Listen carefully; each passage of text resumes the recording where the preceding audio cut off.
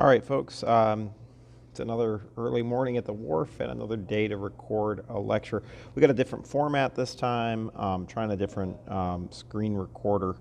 Uh, but today we're going to talk about the road to war, 1860 and the first half of 1861.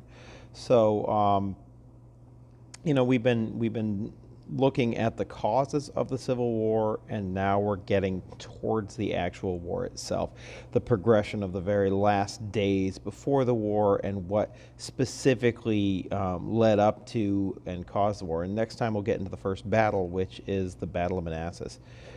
First Manassas, Battle of Bull Run, depending on which side you are, has different names. And hopefully we'll go visit the battlefield once we've learned a little bit about that. But we're going to hold off on that for right now. Again, I'm going to try and give a history lecture every class period and a lecture on writing every class period so that you continue to improve in both areas. So we've got 1860. So we're going to start at the beginning of 1860 and sort of move through and then into 1861, in which there are a lot more events. And we'll get through about June of 1861 today. So the events that led directly to the Civil War started in 1860 in February 27th. Abraham Lincoln, we all know who he is. You can see him there before his beard. He was not president. He was campaigning to become president. And he went to New York City to a place called the Copper Union, and he gave a speech. This is an important speech to our, it's called the Copper Union speech. You can look it up. It's an important speech to our history because basically within this speech, Lincoln outlined his idea that slavery was against what the founding fathers were trying to set up in America, that it was essentially anti-American. And then he outlined his plan for how he would use federal government power to outlaw and abolish slavery.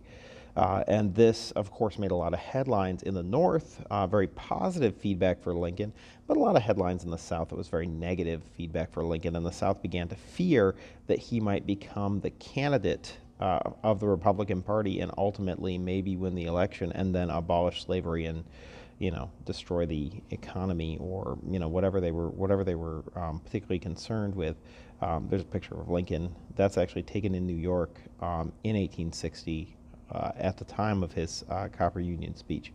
So on May 18th, so you can sort of picture a calendar in your head, Abraham Lincoln was selected as the U.S. presidential candidate for the Republican Party, thus, ensuring the fears of the southern states.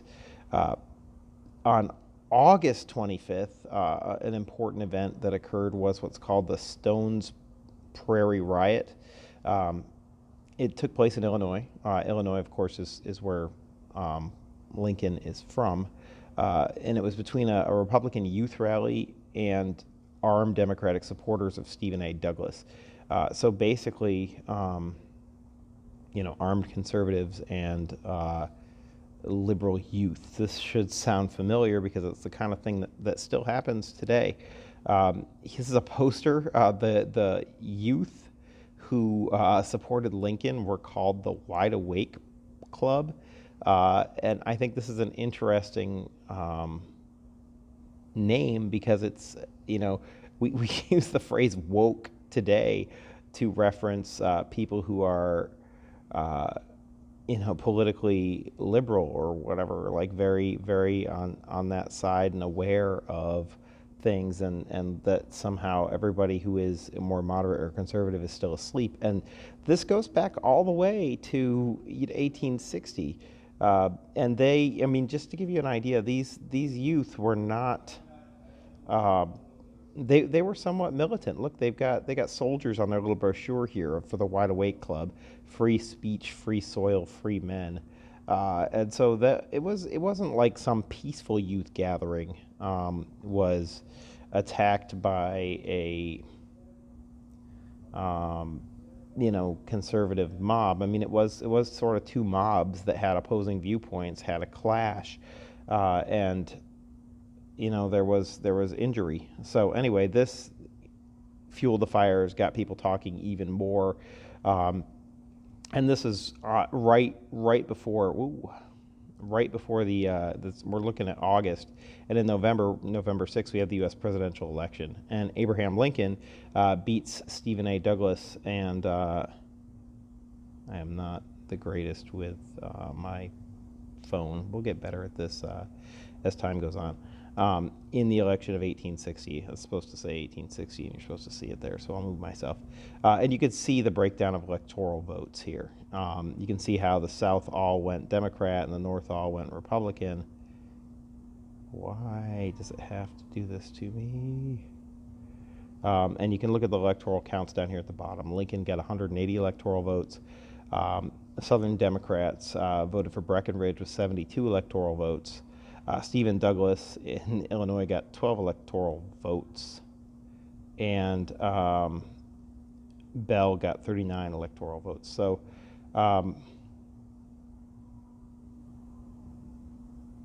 anyway, December 20th, South Carolina becomes killing me, computer. Becomes the first. Nope, we don't want to do that.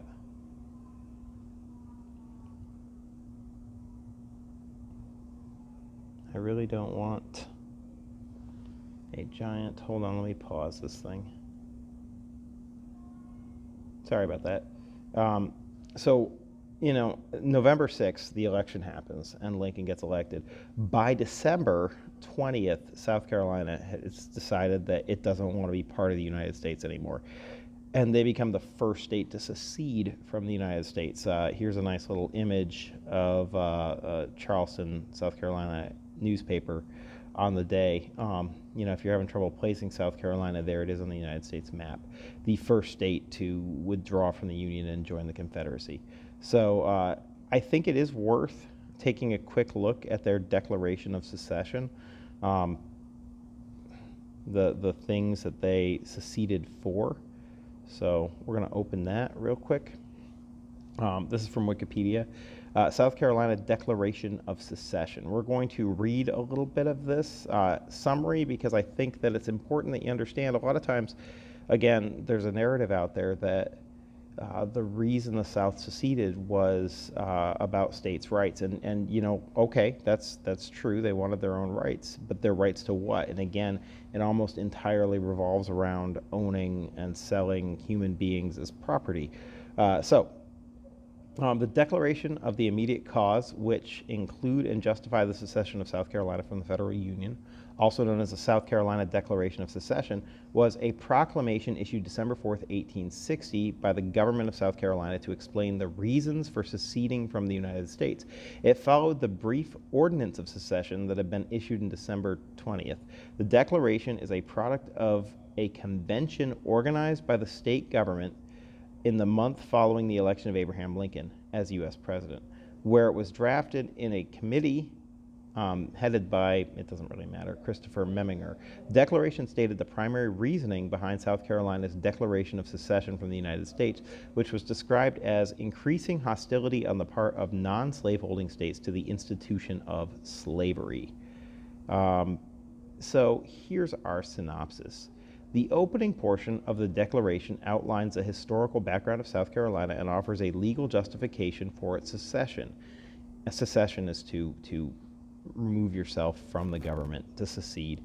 It asserts that the right of states to secede is implicit in the Constitution, and this right was explicitly reaffirmed by South Carolina in 1852. The Declaration states that the agreement between South Carolina and the United States is subject to the law of compact, which creates obligations on both parties and which revokes the agreement if either party fails to uphold its obligations. The next section asserts that the government of the United States and the states within that government had failed to uphold their obligations to South Carolina. The specific issue stated was the refusal of some states to enforce the Fugitive Slave Act. That's an act in which slaves who escaped to the North needed to be forcibly returned to the South to their quote-unquote owners. And clauses in the U.S. Constitution protecting slavery and the federal government's perceived role in attempting to abolish slavery. So I think that's enough for you to sort of see that what the people of South Carolina are worried about is the destruction of the institution of slavery. And that's the primary, in fact, the central core of their Declaration of Secession. So that brings us, this is December of 1860. The first state secedes from the Union. The first state Confederacy isn't a thing yet. But South Carolina says, hey, I'm no longer a part of this country. And that brings us to 1861 in January. January 3rd, hey, my birthday. Delaware votes not to secede from the Union. If you don't know where Delaware is, there it is on the map. Delaware is a slave state at the time, but it decides that it's going to stay. The popular support in Delaware, being so close to the north, is with the northern side, so it goes blue. January 9th, Mississippi becomes the second state to secede from the Union. So first one is December 20th. Next one's about 20 days later. Mississippi decides. Then January 10th, we're seeing things happen relatively quickly. Florida secedes from the Union. Also on January 10th, 1861, the very day Florida declared its secession from the Union, one of Florida's primary citizens, Adam Slemmer, destroyed over 20,000 pounds of gunpowder at Fort McRee, and then spiked the guns at Fort Barrancas, I wish I pronounced that better, and then moved his force to Fort Pickens. So there were 3 United States military forts in Florida, and Florida, as soon as it seceded, became belligerent to the United States government and decided that it was going to protect itself by destroying United States military property and besieging a Fort Pickens in the south. So there's Florida. Everybody knows where Florida is. January 11th, Alabama secedes from the Union. So this is happening relatively quickly. The 9th, the 10th, the 11th, 3 days in a row. Then January 12th, Florida troops demand the surrender of Fort Pickens. Now, when we say Florida state troops, that seems weird to us. We don't tend to have Florida state troops anymore, but we're talking about a long time ago, and one of the things that was sort of a founding idea of America was that of militias. In fact, they're in the Second Amendment with the right to bear arms. And so a lot of states had their own militias that were sort of state troops as opposed to federal troops. We don't really have state armies anymore. It's sort of the National Guard's the closest thing we have really to what was going on. But anyway, Florida relatively quickly gathered some men and lay siege to Fort Pickens. It was not a battle. It was just sort of a standoff. Then January 18th, Georgia secedes from the Union. So things are falling fast. Can you imagine being the president in Washington and watching from December 20th to January 18th, all of these states suddenly say, I'm no longer part of the United States. This was a crisis. The government didn't know what to do. And by the way, Abraham Lincoln was not president yet. He was president-elect. You recall that after just this past 2020, after President Biden was elected, he didn't get to take office until late January. Well, this is what's going on with Lincoln. Lincoln's elected. Buchanan's currently president, and he's, this lame duck president with not very much power on his way out. Everybody knows he's on his way out, and all of these things are happening, and he doesn't know what to do. And he can't get anything done in government because 50% of the senators are from slave-owning states, and they filibuster, they block everything that can happen. So January 21st, now these senators from the southern states stayed in Congress, and it was only on January 21st that the first of them, Jefferson Davis, a Democrat from Mississippi, resigned from the United States Senate. This is important because Jefferson Davis would later become the president of the Confederacy. So this is the guy who ends up opposing Lincoln on the opposite side. And there's his picture. January 26th, we're still in January, Louisiana secedes from the Union. January 29th, Kansas is admitted as the 34th U.S. state, and it comes in sort of neutral. In fact, it makes a claim of neutrality here shortly. But Kansas was, if you recall, Bleeding Kansas was a battleground state before the election. That the whether it was going to be a slave or a free state was up for debate, and the gears bringing it into the United States government were already turning well before these states started to secede. And so it's interesting that it joins, and it happens to join in the middle of all these states seceding. February 1st, Texas, the big one, secedes from the Union, and so it joins the Confederacy. So we're starting to see all of these states, I guess, go red in my graphics. On February 4th, the first attempt to create a Confederate government takes place. Delegates from 6 seceded states meet in Montgomery, Alabama. Here's the place where they met in.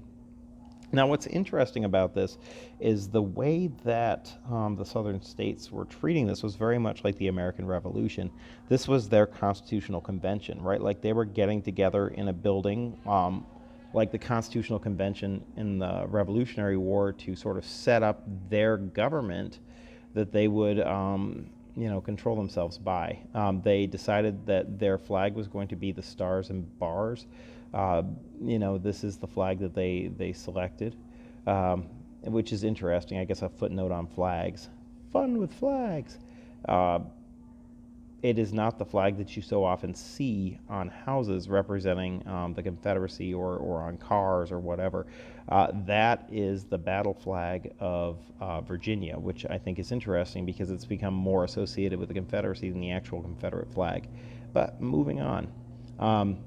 Remember, we're in 1861, the first year of the Civil War. The war has not started yet. We just have a bunch of states seceding and now trying to set up their own provisional government. On February 8th, the Confederate States of America adopts the Provisional Constitution of the Confederate States. On February 9th, Jefferson Davis is elected the provisional president of the Confederate States of America by the convention at Montgomery, Alabama. Now, I think it's important that this president of the Confederate States of America is elected not by a vote of all the people, but by the representatives of 6 Confederate states who showed up at this convention in Alabama. So he was elected provisional president of the Confederate States of America. Then he was inaugurated as the provisional president of the Confederate States of America on February 18th. So not actually before Lincoln was officially inaugurated on February 23rd. So you can sort of see that there's sort of a nice symmetry to what's going on here. But Jefferson Davis is inaugurated as the president. Remember that he was a senator from Mississippi, so he's not from Virginia. He's from Mississippi. Then we have February 23rd, President-elect Abraham Lincoln arrives secretly in Washington, D.C. after an assassination attempt in Baltimore. They tried to kill him before he could become elected, but and I guess that's sort of prophetic because that's eventually what happens to him at the end of the Civil War. John Wilkes Booth assassinates him. He had grown a beard at this point, but he made it to Washington, D.C. and took office. So now we have our 2 primary leaders in office in 1861, Lincoln and you can sort of see his picture here, and then we'll go back up so you can see Jefferson Davis. So these are the two heads of state facing off against each other. But you'll note that at this point, Virginia is not even part of the Confederacy. So next, in February, the Colorado Territory is organized, and then in March, the Nevada Territory and Dakota Territory are organized. What you're seeing here is sort of a play by the United States federal government to get more territory under its control. They're essentially claiming all of these territories before the new Confederate government can try and claim this land. And so they're incorporating it into the United States. It's sort of like putting a U.S. flag on all of these things before the competition can do so. So we see all of these territories quickly organized by the United States. And actually, I think this is getting to something that is going to be important moving forward. Basically, you see a lot of legislation go through, a lot of progressive legislation go through, because what ends up happening is all of the senators and representatives of conservative southern states are suddenly removed from government. And when they're removed from government, then all of a sudden the northern states can do what they want. And so you have a very liberal government with no conservative party in power. And so a lot of things suddenly start going through like crazy. And all of the territories being organized is an example. There's actually a lot more fighting going on in the government of the South than in the government of the North at this time period. And this is another reason why the Union is politically more successful. And part of that comes down to one of the central tenets of the Confederacy being states' rights. The states were very interested in retaining their own rights, and so they didn't like to give them up. They didn't like to be taxed centrally. They didn't like to be under the control of a powerful central government, and that makes for a weak war effort when everybody wants to do their own thing. So you can sort of see that. Anyway, let's see. March 4th, Abraham Lincoln is sworn in as 16th President of the United States. American Civil War. The Constitution of the Confederate States is adopted.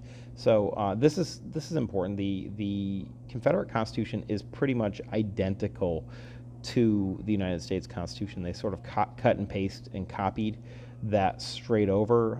The only little bits in there otherwise that aren't in the United States are some bits relating to the institution of slavery, making it more clear, sort of the rules. Although I will say that the Constitution of the Confederate States does prohibit the importation of slaves from Africa or any other country. So they continued that rule, which had been in effect since 1808, I believe, which you'd think is interesting given the situation in the South. But remember that a lot of their economy involved selling and buying of people, chattel, and that when these enslaved people had children, those children became property and then were able to be sold. And so it was a way for them to protect their market from foreign, from people bringing in foreign people that would change the market value. So really they were doing it to sort of protect their own market value.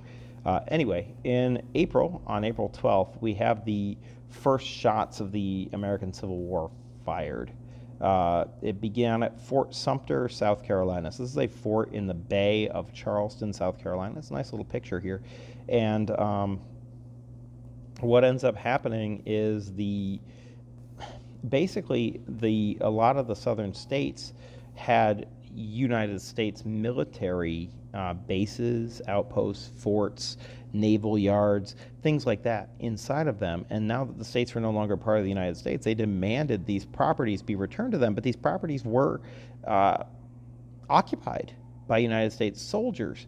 And so the United States military was like, no, we're not giving our forts to you. Like, they're not yours, they're ours. We built them, right? And so you have these standoffs, like in Florida, Fort Pickens, and we had one going on at Fort Sumter, but a Confederate general by the name of Beauregard ordered an attack on Fort Sumter because it wouldn't surrender.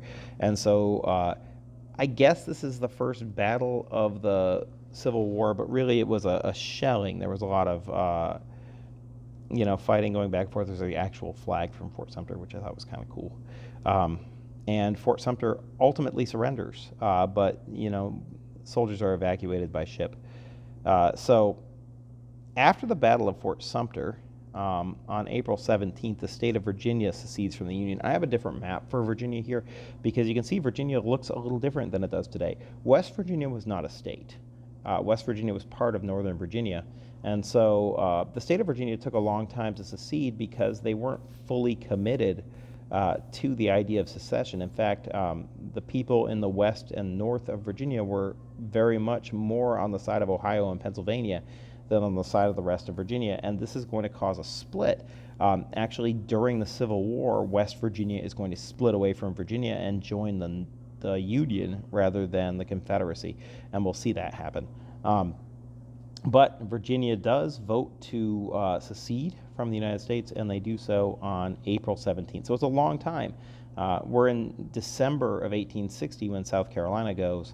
It's all the way to the middle of April before Virginia goes. When Virginia seceded from the United States, an important thing happens. Robert E. Lee resigns his commission in the United States military. He's going to end up being the most famous general of the Civil War, and there he is on the left when he was a member of the United States military. That's sort of a picture of him, and there he is on the right, a very famous picture of him during the Civil War as a Confederate general. So I think it's important to note at this point that about 270 or a quarter of the United States Army officers, many of them highly ranking generals, people who had a lot of experience in the war with Mexico, resigned and joined the South. And so the South is suddenly getting an inflow of experienced military leaders. And that, Lee is just a good example of that to sort of show what's going on. April 25th, the Union Army arrives in Washington, D.C. Lincoln was concerned about the idea that his capital could be attacked by a mob or by various southern states, and so he brought the army in, and that's what's called martial law, military law. Maryland is a slave state at the time, but it's sort of neutral. It's like Delaware. It's not declared one way or the other, but a lot of secessionists are starting to gather. A lot of sort of violent people are starting to gather in Maryland, and D.C. is, I don't know if I can zoom in here. D.C. is right, that little dot there on the side of Maryland, and it's right next to Virginia, which just seceded, and Lincoln is concerned. If Maryland decides to join the Confederacy, the capital of the United States is in between two Confederate states. And so he declares martial law in Maryland and uses the troops to suppress the inflow of secessionists and sort of violent activists against his government. And so that is actually an important step towards war, which is almost immediately followed towards the end of April with Lincoln calling for 75,000 volunteers from the northern states to form an army. And essentially he is starting to reject the secession of all the southern states, that there is no way to leave the United States of America. Once you join, you've joined. You can't just opt out when you don't like how things are going. And so he calls for the U.S. Army, by the way, in 1860 was about 15,000 men. Not very many of the enlisted men went away to join the South, but these 15,000 men were primarily posted in the West, in the territories where they were fighting Native Americans. There wasn't a lot of soldiers in the rest of the country, and so he brought what he could down to Washington, D.C., and then he called for this army to form, about 75,000 men. And it forms. It's over 100,000 men when it forms, but they're all local regiments, like we were talking about with the South, where there were militias. These militias were formed sort of hastily. There was volunteer regiments for a period of 3 months, and the invasion of the South was sort of set in motion at this point. And so in May, immediately following Lincoln's declaration asking for 75,000 troops, Arkansas is going to secede from the Union, and Tennessee is going to secede from the Union. And what's interesting about these two states is they're the only two southern states that really rightfully could be said to have seceded for reasons other than slavery. They thought the idea of the United States government marching on other states that were formerly members of the United States government was so abhorrent that they decided to join the Confederacy. And so these two states, Arkansas and Tennessee, yes, they're slave states. They're not, exonerated from that, but they could have different motivations. You know that they're more northernly states than the others compared to the Deep South ones, and their populations were less ready to join the Confederacy, but when the threat of invasion from the north occurred, they jumped on that wagon. At this point, Richmond, May 8th, was named the capital of the Confederate States of America. This is a fateful decision because Richmond and Washington, D.C., you can see them on this picture. They're really close to each other. In fact, they're 108.7 miles apart. That's 2 hours by car if we wanted to drive down 95 and there was no traffic. So these two capitals are right next to each other, and this means that almost all the major fighting, I won't say all, but a large portion of the major fighting in the war is going to occur in Northern Virginia, right in our backyard. So this sort of sets us up for a lot of what happens in the future.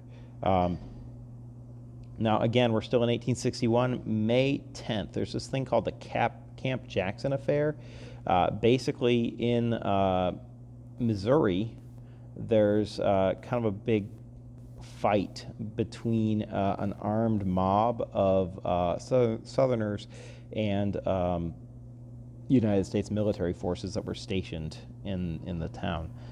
28 people were killed, and another 100 were injured. There's sort of a picture of it. The armed mob accosted the soldiers, and they defended themselves. And so, we had the fight at Fort Sumter.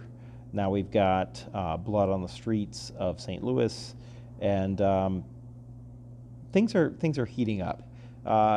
May 13th, this is important because one of the primary hopes of the Confederacy was that they could find an ally in the British Empire and England, and because they sold so much of their cotton to England, they were hoping that Queen Victoria would come in on their side, and then they would have a navy that was better than the navy of the Union, and they would have maybe some military support and some aid. England had an enormous industrial economy. It really would have sort of balanced the scales. But Queen Victoria issues what she calls, quote, a proclamation of neutrality, which recognizes the breakaway states as having belligerent rights. So basically, she's like, hey, I believe that you southern states have the right to secede from the Union, but it's not my fight, and I'm going to stay neutral. So she declares for neutrality, and the British Empire is not going to join the South in their combat. And that's kind of a blow to what the South was hoping would happen. On May 20th, Kentucky proclaims its neutrality, and North Carolina secedes from the Union. So we have the last Confederate state seceding on May 20th. So the first one was December 20th. It took, a full 6 months before the last one happened. So that brings us to June. The first real conflicts of the war happened in June and July. Sorry, the Battle of Rich Mountain takes place. It was actually the first battle, if you will, of the Civil War that was fought with armies on land rather than a shelling of a fort in a bay. It's not really considered a battle. It's not often. The first battle that you'll find in all of your textbooks is going to be the Battle of First Manassas or the Battle of Bull Run, depending on which side you're looking at. This one is, there were under 400 casualties total. The United States Army lost like 46 men, and the Confederate Army lost the rest. But it was in Northern Virginia, and I guess the only thing that's really important about it is that the commander of the United States Army in this battle was a guy named McClellan, who's going to end up being the commander of the entire United States forces after the failure at Manassas. So then we're going to have the first Battle of Bull Run or First Manassas, and that's going to happen on July 21st. And we will deal with that next time, but it's the first major battle of the war. It ends up being a Confederate victory, and there's over 4,500 casualties. It's a really brutal battle. that really told everybody that this was going to be a real war, that there was going to be a lot of bloodshed on both sides, and it wasn't going to be an easy victory for either side. And we'll get to that. But I think that it's important. I guess one last thing before we call this lecture over. How do we get to this point where we suddenly have two armies in the field, both made up of Americans, fighting each other? Remember that the United States military was only about 15,000 soldiers, and they were stationed mostly out west. And a lot of them are brought back, and they form what's called regular regiments, and they were some of the best fighters in the war. But most of the soldiers who took place in the Battle of First Manassas were militia soldiers raised within the states, a lot of times within towns, and so they would be organized. A bunch of people that volunteered from a particular place would all join up together. They would all be equipped, a lot of times through state taxes, and then marched out. And what's interesting is Lincoln called for 75,000 soldiers. He got over 100,000 soldiers relatively quickly. And they were reasonably well equipped because there was a lot of industry in the north. On the southern side, there were actually more volunteers more quickly, but the South didn't have the industry to arm and equip them all. And so not all of them could get into the field, and a number of them had sort of mismatched equipment, and they didn't really have uniforms. And so anyway, we'll talk more about this battle coming up, but there wasn't great leadership. A lot of times the rich people who helped organize the units and who put forth the money to bring these militia units together were put in command of the units without any military training. It's sort of a debacle. It's ugly, that first battle, and we'll talk about it next time. So this is the road to war. Hopefully you see all of the events that put us in this position, and next time we can get actually into a battle and look a little bit at how the battle was fought and what the tactics were, and the various armies on both sides, and hopefully get a field trip out to the Battle of Manassas here soon.